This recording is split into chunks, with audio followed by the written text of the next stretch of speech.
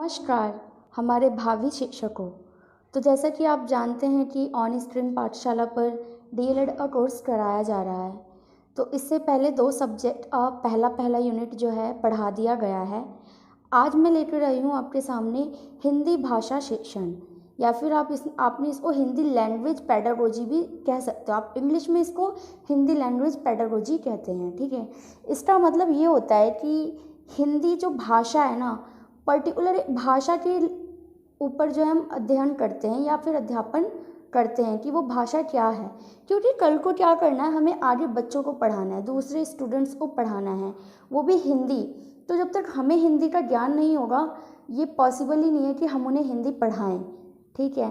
तो इसलिए ये सब्जेक्ट जो है डीएलएड में रखा गया है, डीएलएड के कोर्स में रखा गया है।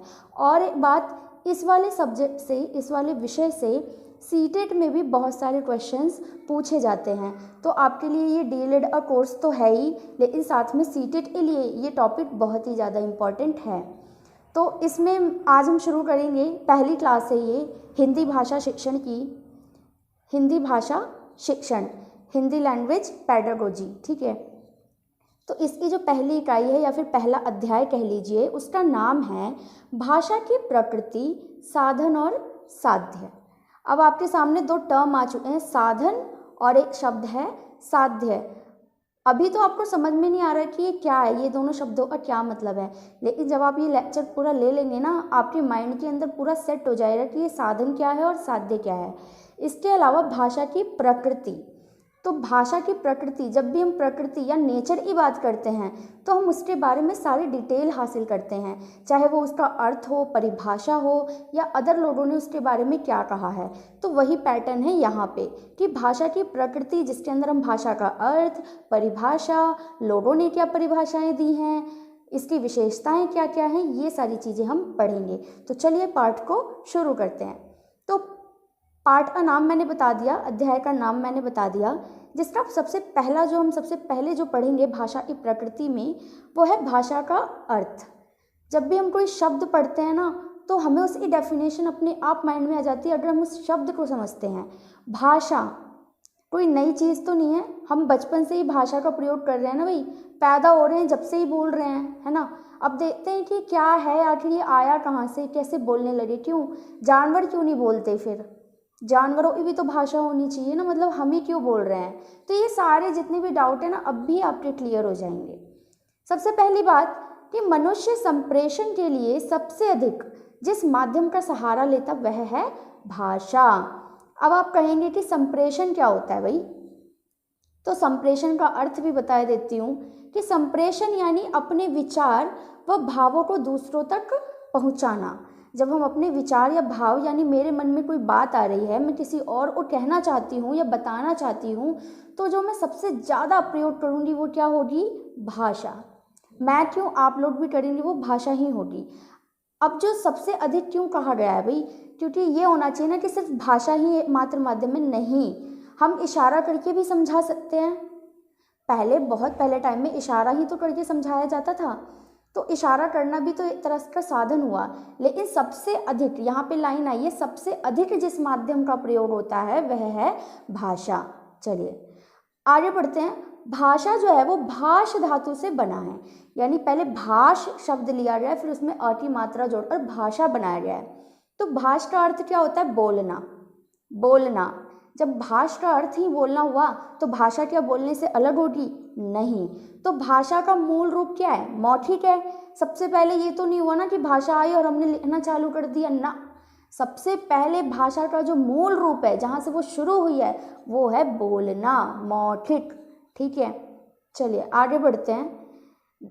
अब देखो, मौखिक भाषा का आविष्कार तो हो गया, आगे क्या हुआ कि हमें लिखित भाषा की आवश्यकता क्यों पड़ी, कैसे हुआ इसका आविष्कार।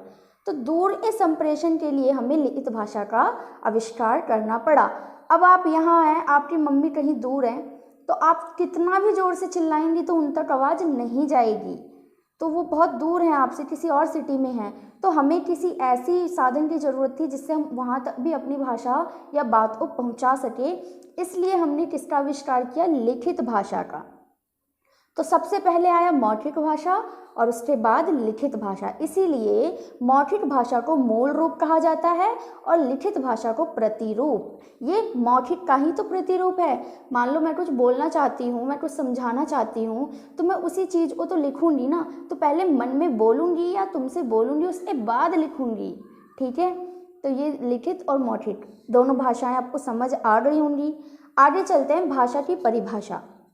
भाषा का अर्थ समझ लिया, अब इसकी परिभाषा देख लेते हैं। जब आप डीएलएड का कोर्स करते हैं ना, तो इस कोर्स के अंदर जब आप एग्ज़ाम्स वगैरह देंगे या इंटरनल्स भी करेंगे, तो परिभाषाओं में ना आपको क्या है कि बड़े बड़े व्यक्तियों के कोट्स लिखने पड़ते हैं कि उन्होंने सटीक क्या बोला है भाषा के बारे में या किसी भी चीज़ के बारे में, क्या परिभाषा दी है। तो यहाँ पे दो तरह के विद्वान हैं। क्यों? अभी दो विद्वान क्यों आए हैं? भारतीय विद्वान और पाश्चात्य विद्वान। क्योंकि भाषा सिर्फ भारत में ही तो नहीं है ना, पूरे वर्ल्ड में भाषा है, पूरी दुनिया की कोई ना कोई भाषा है। तो हर देश के लोगों ने, भाई महान लोगों ने कुछ ना कुछ परिभाषा दी होगी, तो इसलिए हमें दोनों को ही पढ़ना ज़रूरी होता है। तो सब एक काम करते हैं, हम दोनों को ही पढ़ लेते हैं, है ना। तो भारतीय विद्वानों में महर्षि पतंजलि हुआ करते थे। एक बार उन्होंने क्या कहा कि भाषा व्यक्त शब्दों द्वारा विचारों का प्रकटीकरण है। ठीक है, जब आप किसी भी महान व्यक्ति का या लेखक का कोट लिखते हैं एज इट इज़, तो उसमें बिल्कुल बदलाव नहीं होना चाहिए। तो ये लाइन सेम की सेम आपको लिखनी होगी। दूसरे हमारे रहे हैं बहुत ही भारतीय विद्वान दंडी नाम के, ये संत हुआ करते थे या सन्यासी हुआ करते थे। ठीक है, तो इन्होंने क्या कहा है भाषा के बारे में कि यदि शब्द रूपी ज्योति से यह संसार दीप्त नहीं होता तो ये संसार अंधकारमय होता। यानी वो भाषा को क्या मानते हैं कि रोशनी है वो, जिसने इस संसार को उजाला दिया है, सवेरा दिया है। आगे पाश्चात्य विद्वानों की बात करें तो हमारे पाश्चात्य विद्वान हुए हैं स्वीट नाम के, जिन्होंने कहा है कि ध्वन्यात्मक शब्दों द्वारा विचारों की अभिव्यक्ति ही भाषा है।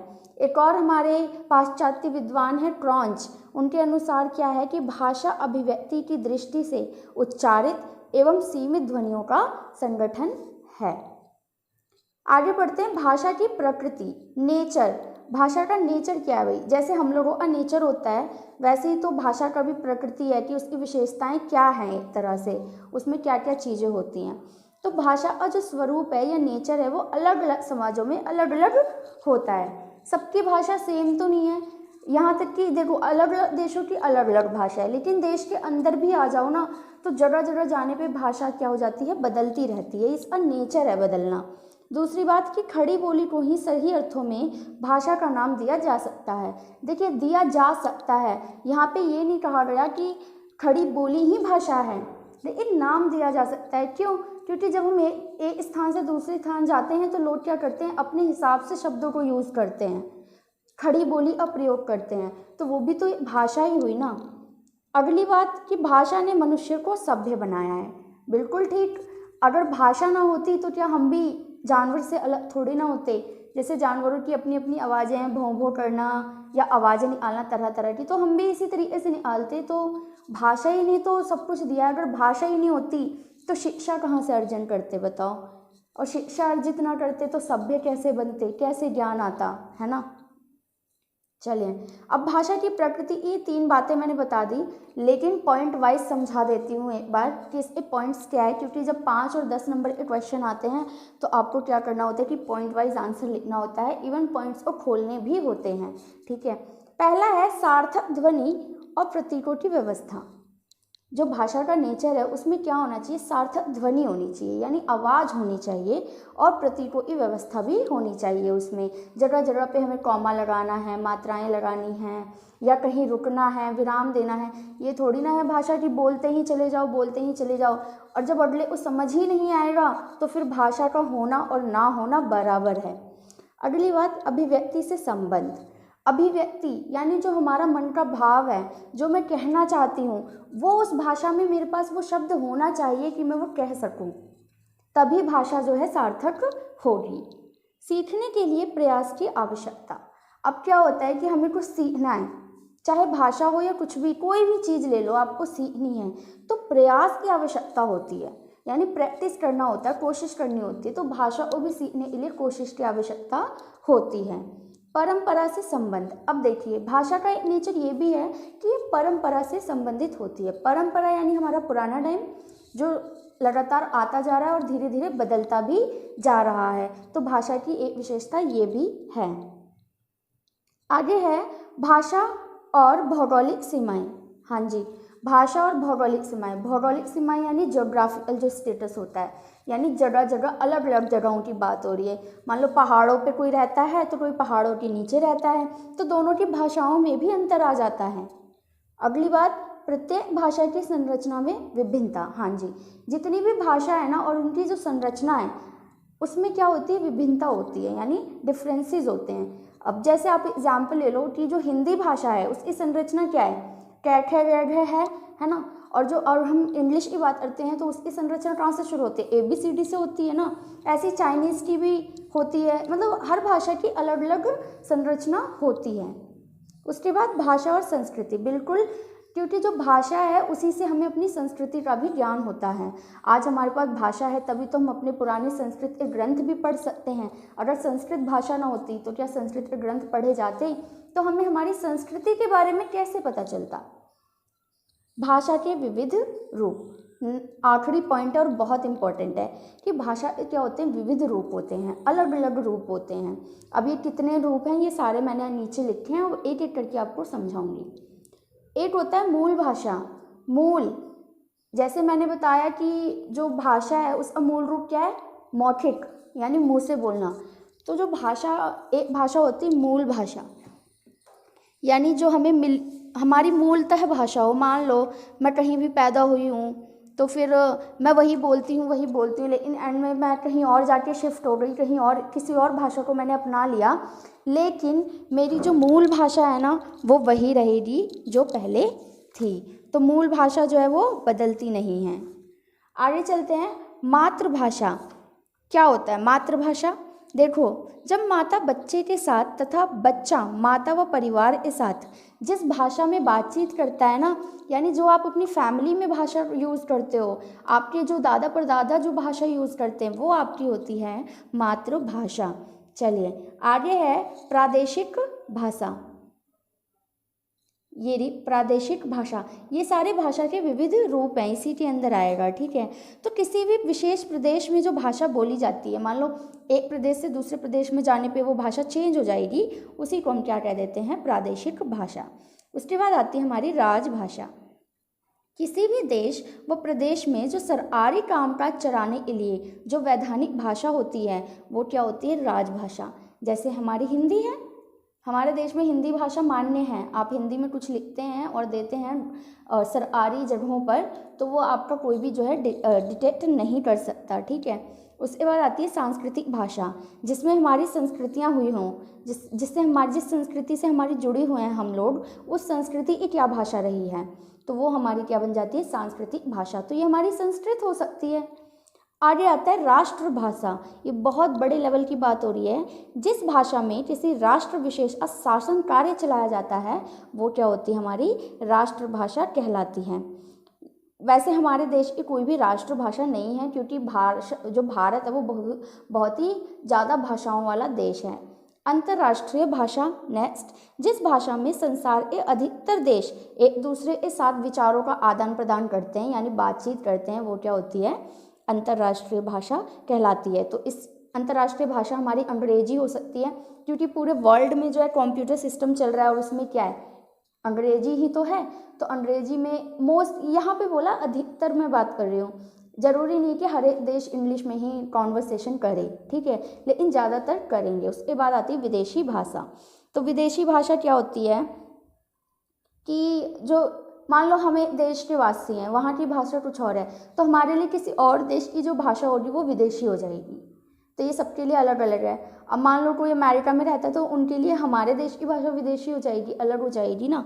तो ये है हमारे भाषा के विविध रूप। चलिए, तो भाषा की प्रकृति तो खत्म हुई, अब आते हैं भाषा साधन और साध्य के रूप में।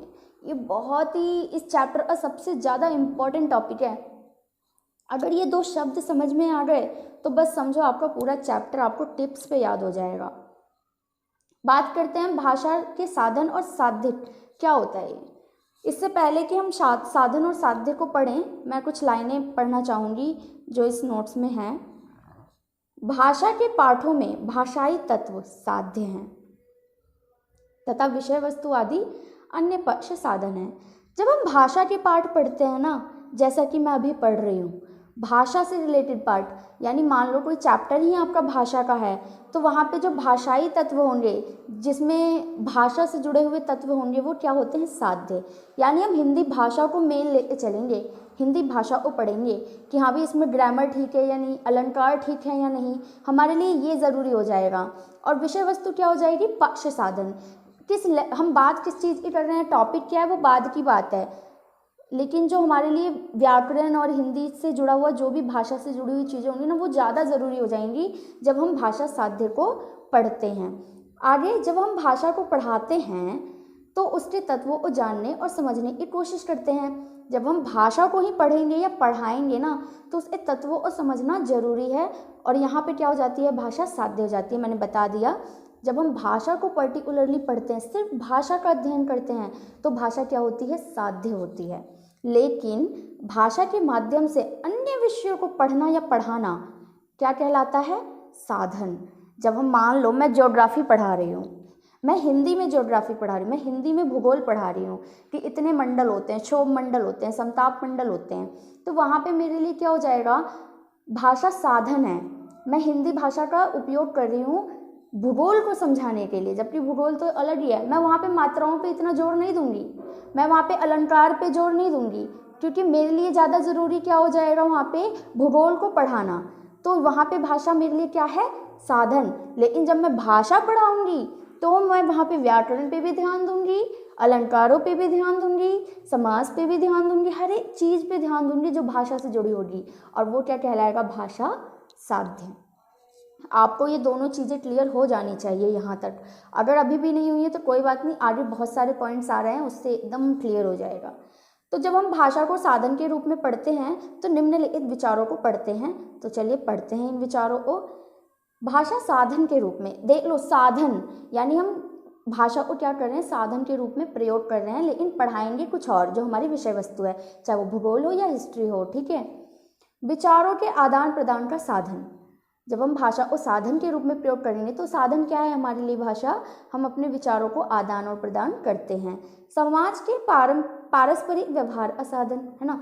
समाज में जो पारस्परिक व्यवहार है, जो बहुत ही एक दूसरे ये जो व्यवहार करते हैं हम, चाहे अच्छा हो या बुरा हो, या सभा होती है समाज में कैसे भी संगठन होते हैं, गोष्ठियाँ होती हैं, तो जो भाषा है वो साधन के रूप में काम करती है। वहाँ पे हम भाषा के तत्वों पे ज़्यादा ध्यान नहीं देते। जीवन के सभी व्यापार और व्यवहारों का साधन। हमारा जीवन ही भाषा से जुड़ा हुआ है, चाहे हम कोई भी व्यापार करते हो, व्यवसाय करते हो। ज्ञान वर्धन का साधन। भाषा से ही हमें क्या है? ज्ञान मिलता है। क्या हम किताबें पढ़ते हैं अच्छे अच्छे जिसमें ज्ञान होता है, हम स्कूल जाते हैं।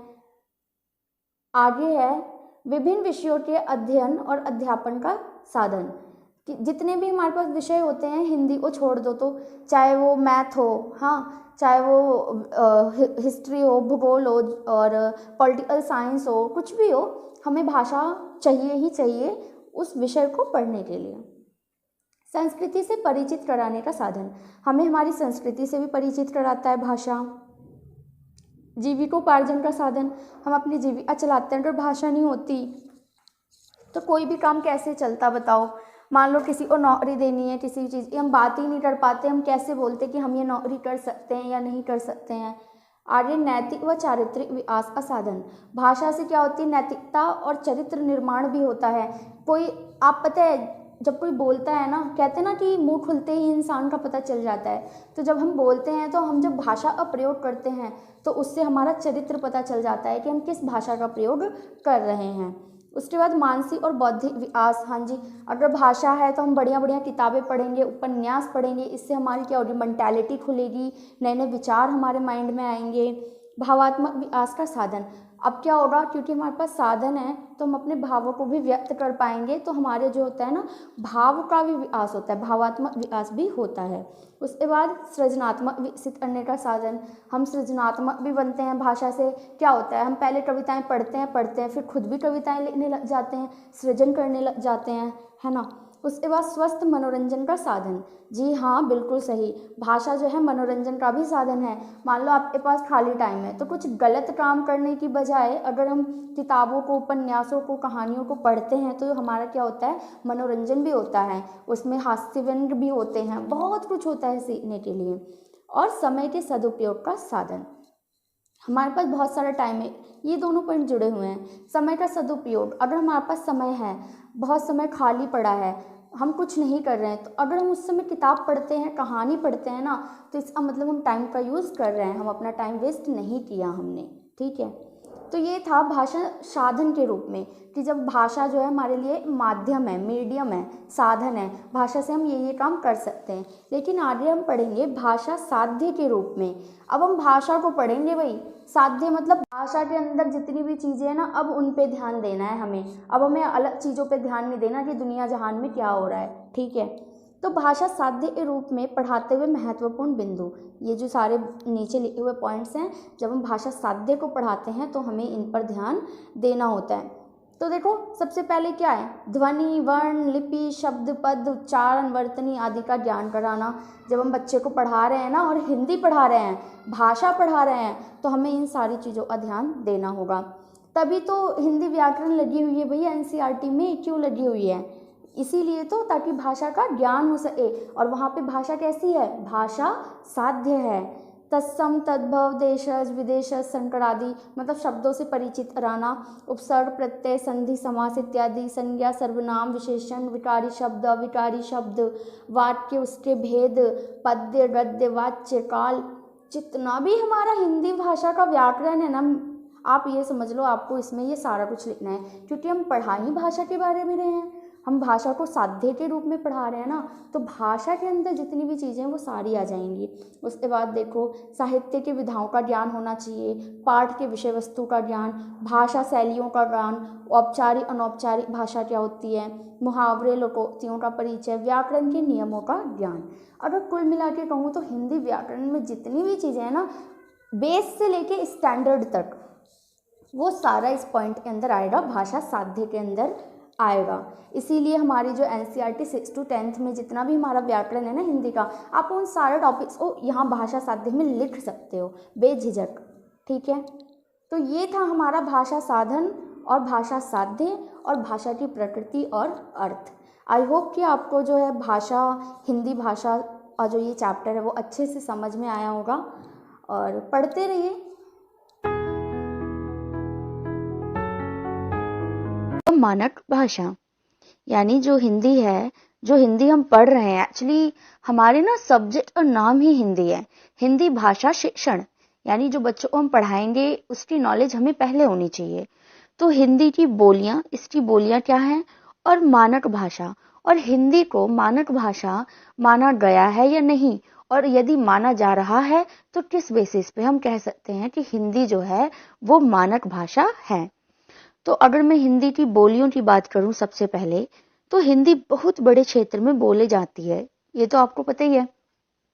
इंडिया की अगर हम बात करते हैं तो हमारे माइंड में सबसे पहले हिंदी आती है, क्योंकि इंडिया के अधिकतर क्षेत्रों में हिंदी ही बोली जाती है, और हिंदी इतने बड़े क्षेत्रों में बोली जाती है, इसी कारण इससे अनेक उपभाषाएं निकली हैं, जिसे हम क्या कहते हैं, बोलियां भी कहते हैं।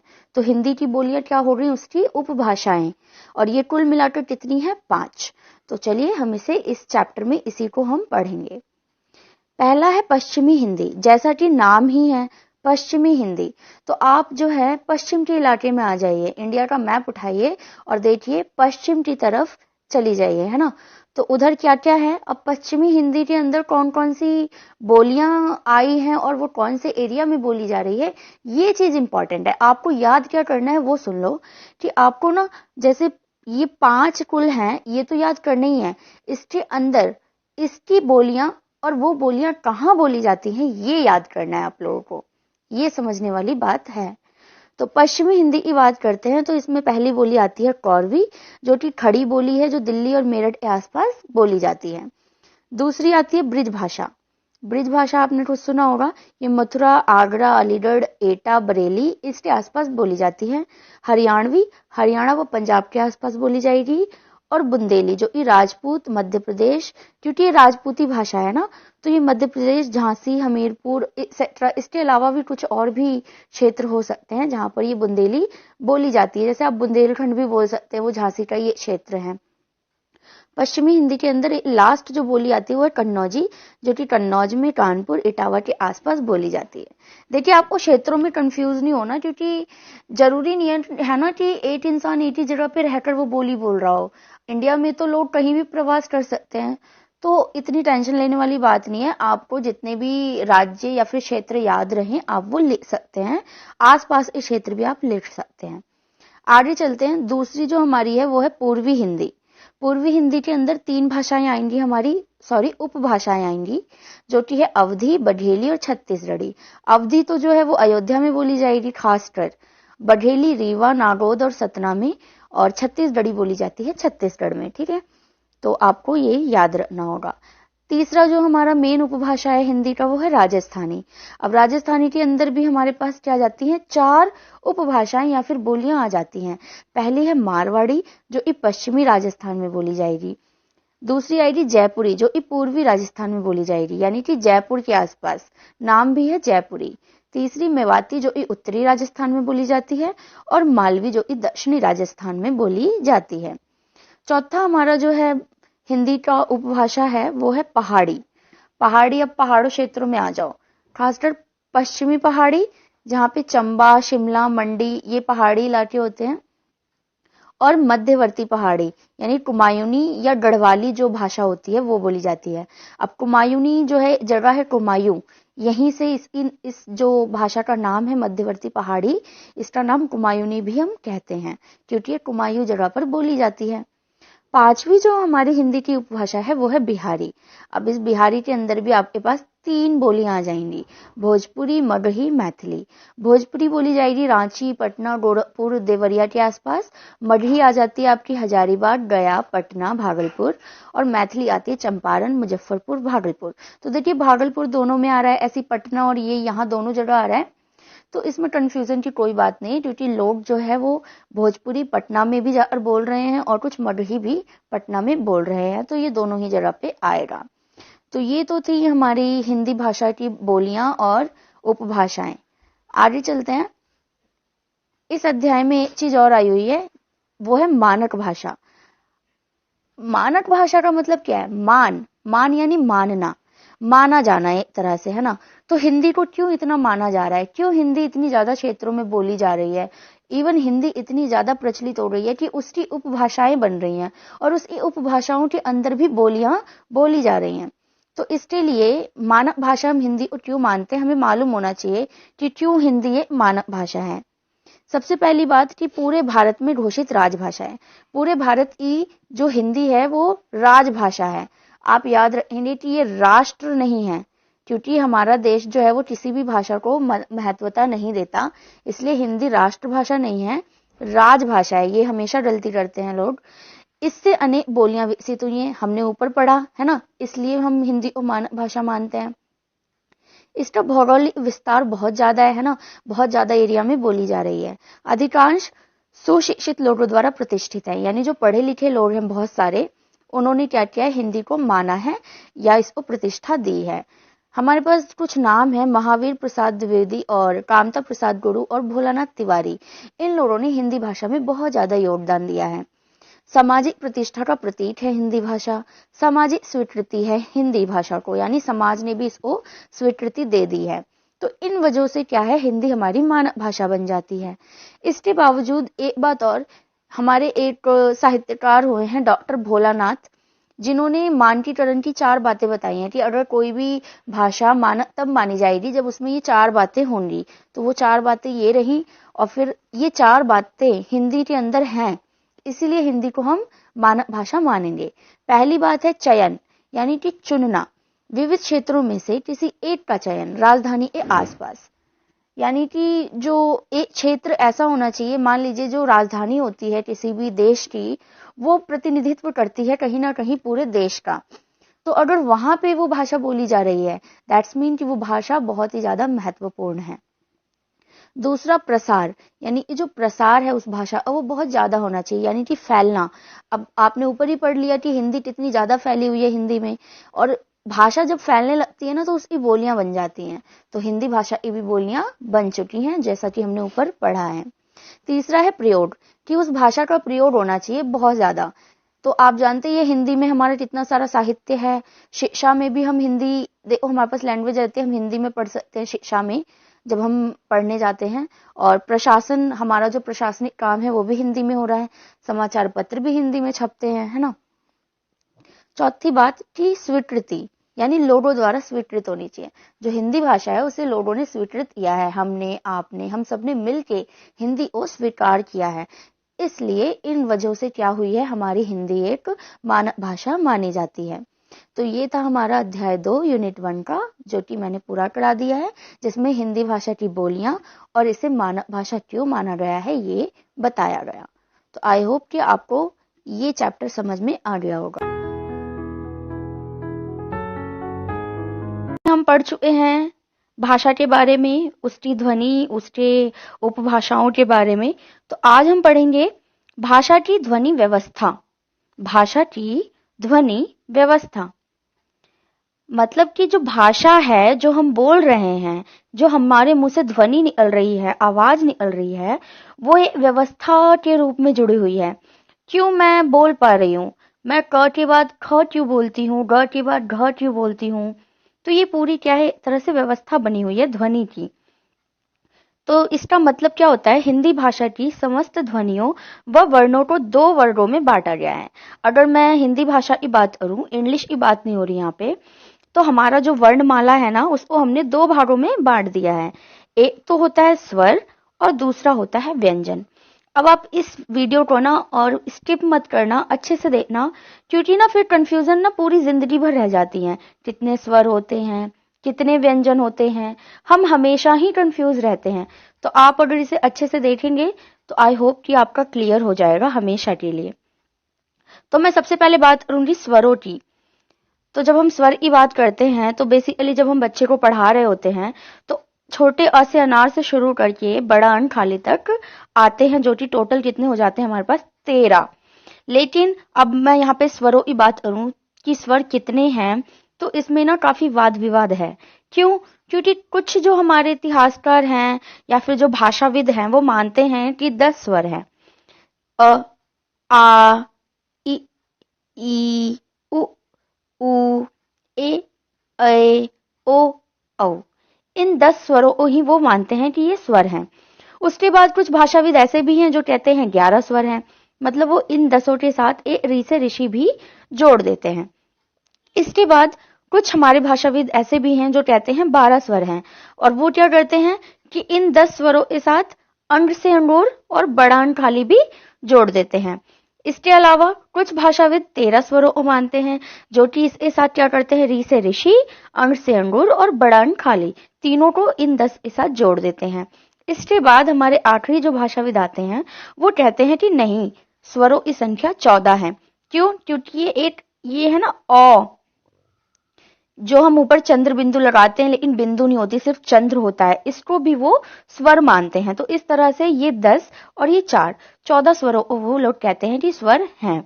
लेकिन अब हम एग्जाम्स में ये तो लिख सकते हैं कि कुछ भाषाविद इतने मानते हैं, कुछ भाषाविद इतने मानते हैं, लेकिन हमें ये भी बताना होता है कि हम किसे मानते हैं, या सर्वमान्य रूप से किसको माना गया है। अगर एक को माना जाए तो किसे मानेंगे। तो सर्वमान्य रूप से हमने क्या माने हैं कि हमारे 11 स्वर हैं। कौन कौन से? अ, आ, ई, उ, ऋषि, ए, ऐ, ओ एंड औ। ठीक है, तो इन 11 स्वरों को हम सर्वमान्य मानते हैं। अगर आपके पास क्वेश्चन उठ के आता है सीटेट में कि कितने स्वर होते हैं, तो आपको क्या करना है, 11 पे निशान लगा देना है। अब आता है स्वर के भेद। हमने स्वर कितने होते हैं ये तो पता कर लिया, स्वर के भेद कितने होते हैं और क्या होते हैं ये भी पता कर लेते हैं। तो स्वरों के 2 ही भेद होते हैं, ह्रस्व स्वर और दीर्घ स्वर। ह्रस्व स्वर का मतलब होता है कम समय में उच्चारित, यानी कि हम जल्दी से बोल दें, उसको बोलने में ज्यादा टाइम नहीं लगेगा। जैसे कि जो ये छोटे अ छोटी ई होता है ना, ये जैसे हम बोलते अ, इ, उ, रि, तो ये 4 क्या हो गए हमारे ह्रस्व स्वर हो गए, क्योंकि इन्हें बोलने में हमें समय कम लग रहा है। इन चारों को हम मूल स्वर भी कहते हैं, ठीक है। दूसरा आता है दीर्घ स्वर। दीर्घ मतलब ज्यादा, लंबा, है ना। तो जिनको बोलने में हमें ज्यादा टाइम लगे, कम से कम मतलब ह्रस्व स्वर से 2 गुना समय लगता है हमें इसे बोलने में, तो इसे हम कहते हैं दीर्घ स्वर, जिसमें हमारे आ जाते हैं बड़ा वाला आ, ई, उ, ए, ऐ, ओ, औ। तो ये टोटल कितने होते हैं 7, ठीक है। 7 और 4 कितने हो गए स्वर हमारे 11, जैसा कि मैंने आपको ऊपर बताया। चलिए आगे बढ़ते हैं। अगला है हमारा जो है व्यंजन, है ना। मैंने कहा था ना 2 भेद होते हैं वर्णमाला में हमारे। स्वर हमने पढ़ लिया, अब हम व्यंजनों को पढ़ेंगे। व्यंजन का मतलब होता है वायु रुकावट के साथ मुंह से निकलती है, वही व्यंजन होते हैं। और ये हमारे शुरू होते हैं जब हमारा स्वर खत्म हो जाता है बड़ा अन्न खाली के बाद। तो इसके अंदर भी हमारे पास 3 तरह के व्यंजन आते हैं। एक स्पर्श व्यंजन, दूसरा अंतस्थ व्यंजन और तीसरा ऊष्म व्यंजन। तो सबसे पहले हम स्पर्श व्यंजन की बात करेंगे, जो कि होते हैं ये जो हमारी क वाली लाइन होती है, क, ख, ग, घ और ये अंग। तो 5 ये हो गए, 5 इधर हो गए, च से ले ए यहाँ तक, फिर ट, ठ, ड, ढ, न, त, थ, द, ध, न, प, फ, ब, भ, म। तो ये जो पूरा हमारा क, च, ट, त, प, कचट तप, आप इसको इस तरह से याद कर सकते हैं। अगर शॉर्ट ट्रिक लेनी हो मेरी तरफ से तो वो होगा कचट तप। आप कभी नहीं भूलेंगे। क वाली लाइन आएगी क से, फिर च से च वाली लाइन, ट से ट वाली, त से त वाली और प से प वाली लाइन। ये सारे हमारे स्पर्श व्यंजन हैं। आगे चलते हैं। अगला जो हमारा टाइप है वो है अंतस्थ व्यंजन, यानी कि स्वर व व्यंजन के बीच में स्थित होता है ये, इसलिए हम इसको क्या बोलते हैं अंतस्थ व्यंजन। आपको कहीं ना कहीं इसमें स्वर भी नजर आएगा। इसमें क्या होता है कि उच्चारण में श्वास का अवरोध कम होता है, यानी जो हवा होती है, हम जो सांस ले रहे होते हैं उसमें हमें कम रुकावट होती है। जैसे कि हम बोलते हैं य, र, ल, व। तो हमारे पास जो अंतस्थ व्यंजन है वो कितने हो गए 4। तो ये 4 हमारे अंतस्थ व्यंजन हैं। आगे चलते हैं ऊष्म व्यंजन, है ना। ऊष्म नाम से ही पता चल रहा है कि जब हम इसे बोलेंगे तो हमारे मुंह से हवा रगड़ खाएगी, ठीक है ना, यानी हवा निकलेगी, या फिर गर्म हवा आप कह सकते हो। क्यों? क्योंकि इन्हें बोलने में थोड़ा सा हमें संघर्ष करना पड़ता है। जैसे कि श सपेरा वाला, फिर षटओन वाला, ह। आप बोल के देखिए हवा निकल रही होगी गर्म, ह, स, श, श, है ना। तो ये होते हैं ऊष्म व्यंजन। आगे चलते हैं। कुछ और टाइप्स दिए हुए हैं व्यंजन के, वो भी इंपॉर्टेंट है, पढ़ लेते हैं। गौण व्यंजन। गौण मतलब क्या होता है? गौण तो मतलब ये होता है छुपा हुआ।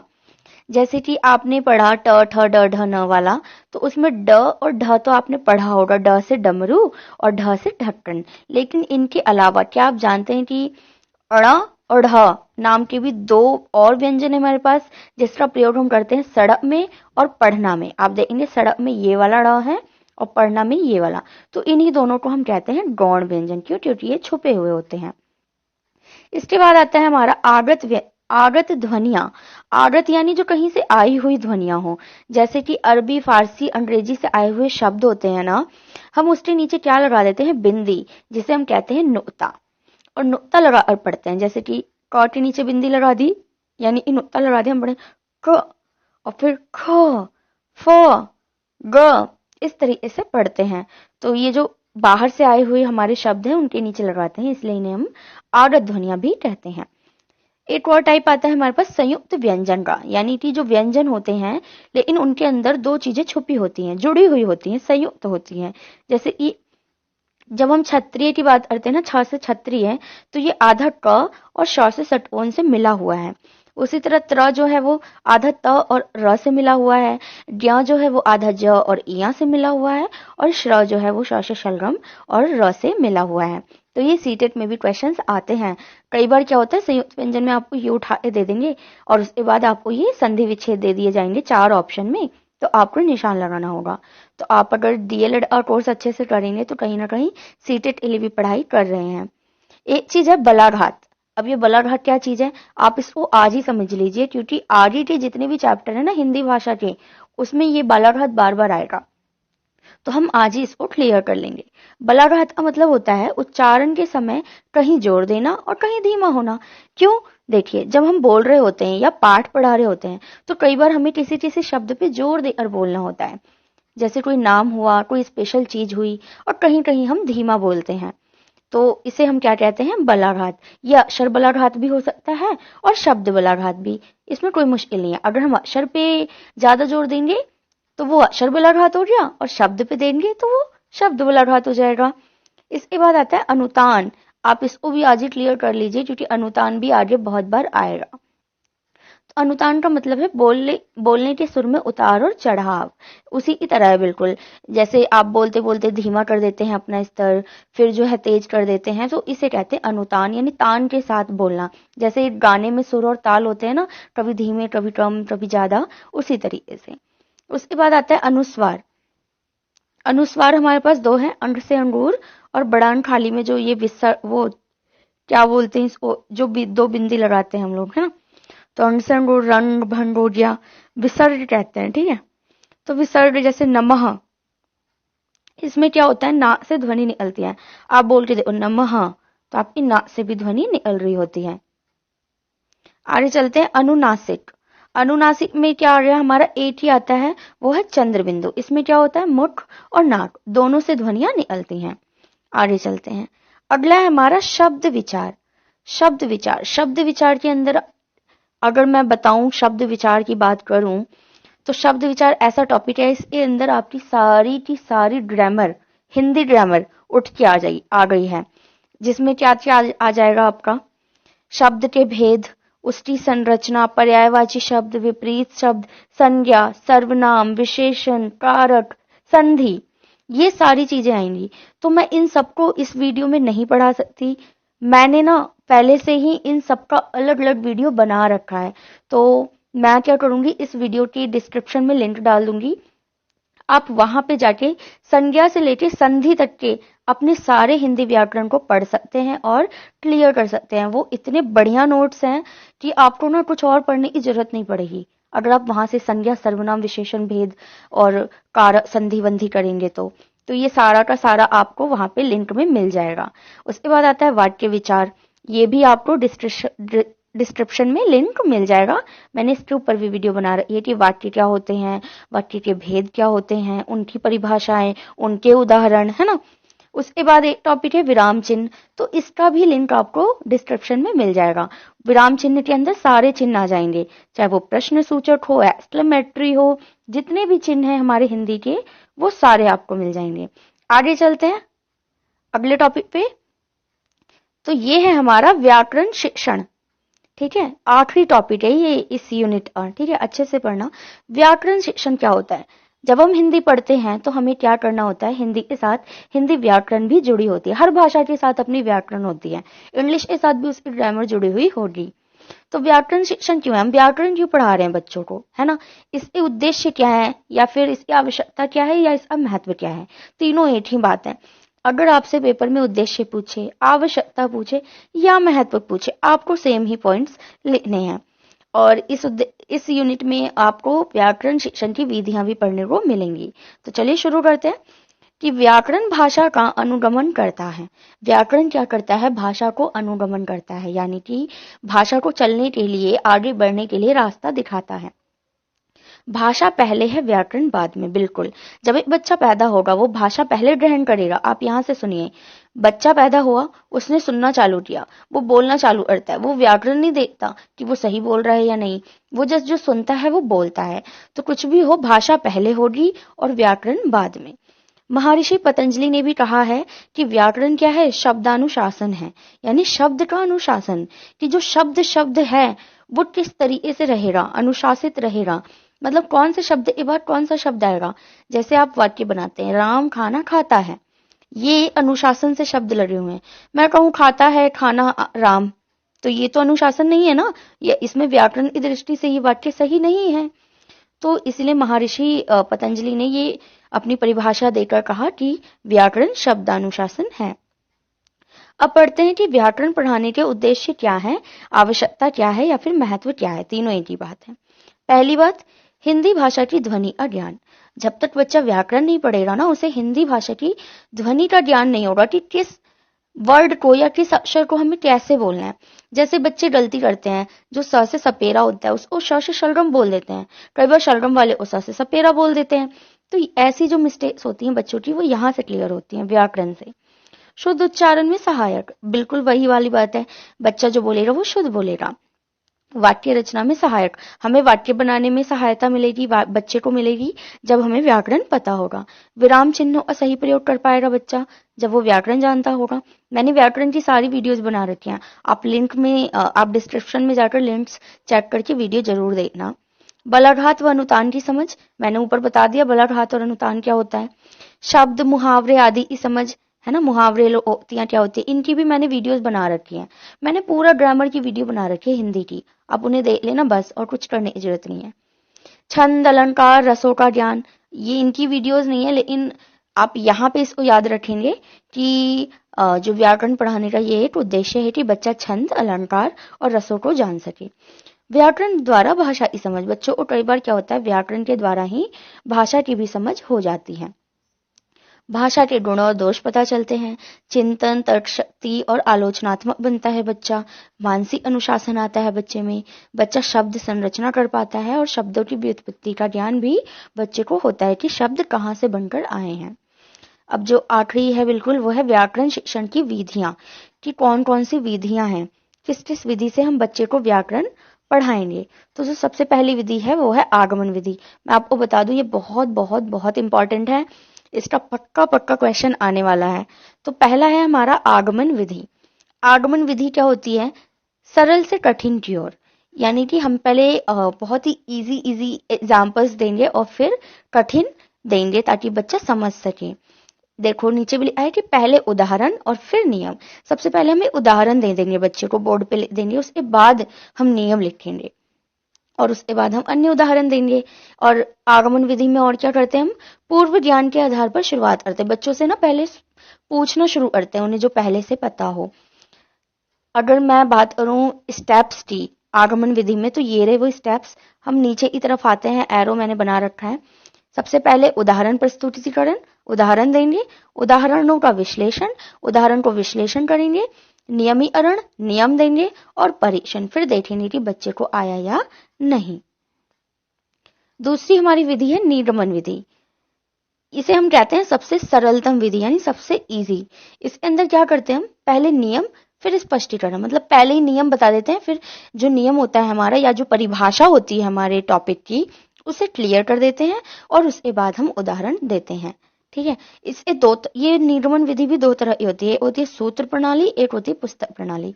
ये कुछ टफ चीज नहीं है। सूत्र प्रणाली का मतलब होता है संक्षिप्त, यानी फॉर्मूला। मान लो मैंने पूरी परिभाषा ना लिख के संज्ञा की, बस व्यक्ति वस्तु स्थान आदि लिख दिया, तो वो हो गया हमारा सूत्र प्रणाली, यानी छोटा सा फॉर्मूला लिख दिया। लेकिन अगर मैं पुस्तक प्रणाली कहूंगी तो विस्तार पूर्वक परिभाषा लिखूंगी, जैसे किसी वस्तु, व्यक्ति, स्थान या भाव के नाम को संज्ञा कहते हैं। तो ये छोटा सा एग्जाम्पल था। आगे चलते हैं, अगला है हमारा आगमन प्लस निर्गमन विधि, यानी कि इसके अंदर दोनों विधियां आ जाएंगी। इसे हम विश्लेषण विधि भी कहते हैं, क्योंकि हम दोनों विधियों का प्रयोग करके विश्लेषण करते हैं। इसमें क्या करते हैं, उदाहरणों की व्याख्या व नियम, मतलब उदाहरण भी देते हैं, उसकी व्याख्या भी करते हैं, फिर नियम बताते हैं। मतलब इसमें तीन चीजें होंगी, उदाहरण फिर व्याख्या। ये तो हमारा आगमन विधि हो गया। अब व्याख्या के बाद दोबारा उदाहरण, तो ये निर्गमन विधि हो गया, है ना। इसीलिए हम इसे आगमन निर्गमन दोनों ही विधि कहते हैं। अगली विधि है भाषा संसर्ग विधि या फिर अव्याकृत विधि। इसमें क्या होता है कि हम बिना व्याकरण के भाषा का ज्ञान दे देते हैं, मतलब कि हम व्याकरण नहीं पढ़ा रहे हैं लेकिन हम फिर भी भाषा का ज्ञान दे देते हैं। जैसे कि बच्चा बोले और फिर वो सही बोले, हम उससे सही बुलवाते हैं, लेकिन हम ये नहीं बताते कि ये व्याकरण है। जैसे क्या होता है, हम क्या मानते हैं कि प्राइमरी के जो बच्चे होते हैं वो व्याकरण को समझने योग्य नहीं होते इस विधि के अनुसार, ठीक है, छोटे होते हैं। तो व्याकरण के बिना ही हम उनको लिंग, वचन, काल, क्रिया आदि समझा देते हैं कि जो लड़का का लड़की है वो क्या है, लिंग बदलो है, वो लिंग का परिवर्तन है ना। पुस्तक का पुस्तकें हो गया, हम ये नहीं बताते कि ये व्याकरण के अंदर आता है, हम बस बता देते हैं कि एक पुस्तक है तो पुस्तक और ज्यादा पुस्तक है तो पुस्तकें। उसके बाद बालक भाषाविदों के संसर्ग से सीखते हैं कि जो हमारे टीचर्स होते हैं या जो हम बच्चों को पढ़ाएंगे तो वो हमसे ही सीखेंगे कि हम कैसा बोल रहे हैं। इसके ना सकारात्मक और नकारात्मक दोनों पहलू होते हैं इस भाषा संसर्ग विधि के। क्यों? क्योंकि देख लो इसके अंदर हम व्याकरण तो बता नहीं रहे, लेकिन फिर भी कोशिश कर रहे हैं कि बच्चा जो है व्याकरण अपने जीवन में ले आए। इसके बाद जो आखिरी विधि है वो है प्रायोगिक समन्वयन विधि या फिर समवाय विधि या फिर सहयोग विधि। बहुत ईजी है इसको पढ़ना। इसमें क्या करते हैं ना हम कि मौखिक व लिखित कार्य करते समय व्याकरण का ज्ञान दे देते हैं। मान लीजिए कि बच्चा ना सामने क्लास में खड़ा होकर चैप्टर पढ़ रहा है, कोई भी पाठ पढ़ रहा है, उसके अंदर जानवरों का नाम आ रहा है, तो मैं कह दूंगी कि देखो ये पशु का नाम है तो ये संज्ञा हुई, है ना। उसमें मेज आया, कुर्सी आया, तो मैं देखो ये वस्तु का नाम है तो ये संज्ञा हुई, ठीक है बेटा। तो हम ऐसे करके बोल देते हैं, मतलब पढ़ाते समय या फिर लिखवाते समय हम साथ ही साथ व्याकरण भी बता देते हैं।